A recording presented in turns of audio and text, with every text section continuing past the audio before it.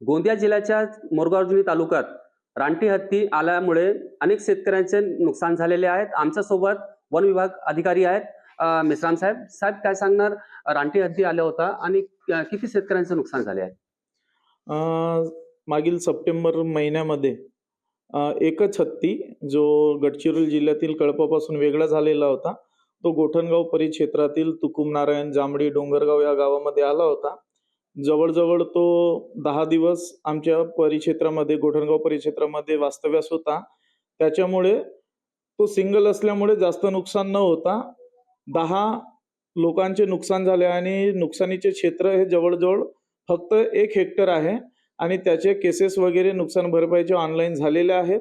लगेच जशा प्रकारे आमच्याकडे प्रकरणं मंजुरीसाठी येतील, आम्ही लगेच प्रकरणं मंजुरी करून त्यांना त्यांचा नुकसान भरपाई देण्यात येईल. किती तारखेला परत केला रानटी हत्ती? अ, सप्टेंबर महिन्याच्या शेवटी 28-29 तारखेच्या दरम्यान हत्ती तो आपल्या तिकडे गडचिरोलीच्या एरियामध्ये परतलेला आहे. आता चान्सेस आहे का इथं येणार आहे ते येण्याचे? नाही, आता सांगू शकत नाही, कारण जो हत्तीचा जो गडचिरोली मधला कळप आहे, तो गडचिरोली जवळ-जवळ आहे. म्हणजे आपल्या क्षेत्रापासून त्याचा डिस्टन्स कमीत कमी हा 150 किलोमीटरच्या जवळ-जवळ असेल.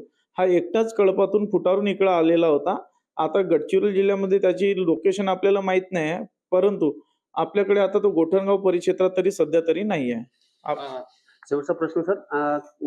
गावकऱ्यांना आता वन प्राण्याचा धोका वाढलेला आहे. बिबटचा, वाघाचा. काय सांगणार? कशी उपाययोजना करत आहेत आपण?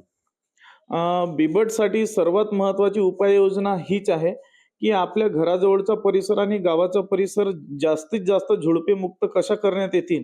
कारण पुष्कळशा शेतकऱ्यांमध्ये आपल्याला दिसते, की प्रत्येकाच्या घरी वाडी आहेत आणि वाडीमुळे तो कचरा जो वाढलेला आहे, तर तो जर सफाई झाली किंवा कोंबडे वगैरे आपण बकरे पोसतो, तर त्याने एका बंद जे आपलं हे असते बंदीशाळा किंवा एखादा बंदी घर म्हणतो आपण, त्या एरियामध्ये जर तो असेल, तर आपले प्राणी पण सुरक्षित राहतात.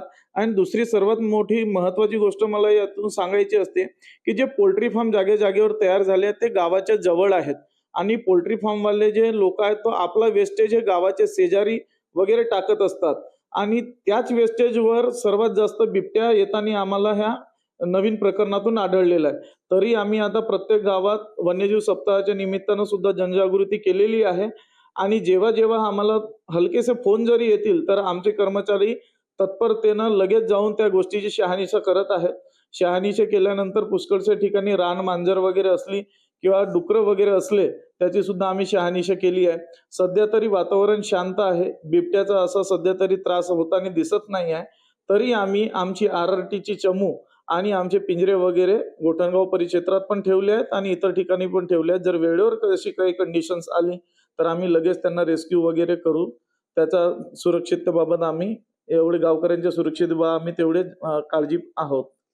सर आपल्या जंगलात किती संख्या आहे बिबटची, टायगरची किती संख्या आहे? तसं सांगता येणार नाही, कारण तसं काउंटिंग झालेली नाही आहे. पण यावर्षी आता फेज 4 मॉनिटरिंगमध्ये यावर्षीचा 6वा ऑल इंडिया टायगर एस्टिमेशन 6 होणार आहे. तर त्याच्यात ते डिसेंबर महिन्यामध्ये त्याचा ॲक्चुअल डाटा येईल आणि ॲक्चुअल डाटा आल्यानंतरच आपण वाघाची किंवा बिबट्याची संख्या सांगू शकू. आता सध्या तरी आपण त्याच्याबद्दल बोलू शकत नाही. गावकऱ्यांना आपण काय आवाहन करणार?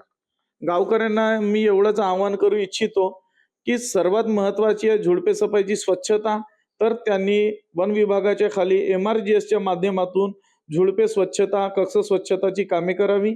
त्यानंतर जे बाजारामध्ये मटण वगैरे कापतात किंवा चिकन वगैरे त्यांचा वेस्टेज त्यांनी एखादा खड्डा करून व्यवस्थित त्याचा डंप करायला हवा. त्याचा वास येता कामा नये.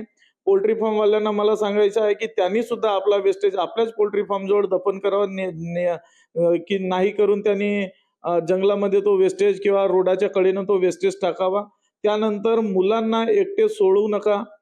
जिथे-जिथे वाटते रात्री एकट्यानं फिरू नका. गावात थोडंसं साऊंड ठेवा. घुंगरांच्या काड्या बनवा. शेतात जाताना आधी 5 मिनिटं तुम्ही चौफेर पाहून पहा, की काही आहेत का? तुम्हाला खोजे दिसतात का बिबट्याचे, डुकराचे? जर दिसत असतील तर लगेच तुम्ही परत या. सकाळी एकदम 8 वाजताच्या आधी शेतामध्ये जाऊ नका. 5 वाजताच्या नंतर तुम्ही शेतामध्ये थांबू नका. एकट्यानं शेतात जाऊ नका, 2-3 लोकांनी सोबत शेतात जा.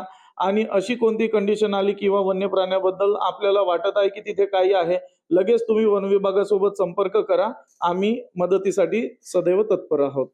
नक्कीच रानटी हत्ती आल्यामुळे अनेक शेतकऱ्यांचे नुकसान झालेले होते आणि पंचनामे पण झालेले आहे फॉरेस्ट डिपार्टमेंट कडून. आता काही दिवसानंतर त्यांना नुकसानची भरपाई मिळणार असे गवाही वन अधिकारी मेश्राम सर यांनी दिली आहे. साईद पठाण, TV9 मराठी, गोंदिया.